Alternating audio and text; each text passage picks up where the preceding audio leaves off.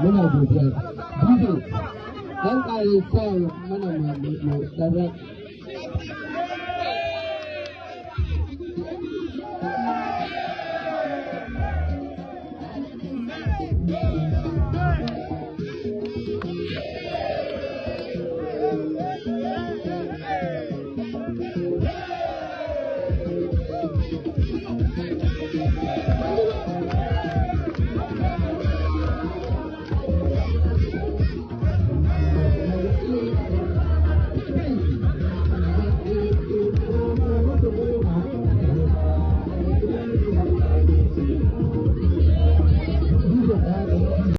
Zan so in ji ra'ayoyinku akan wannan bidiyon.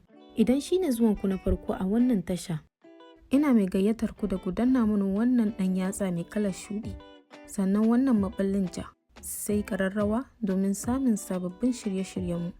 Da haka nake ce muku sai an jima.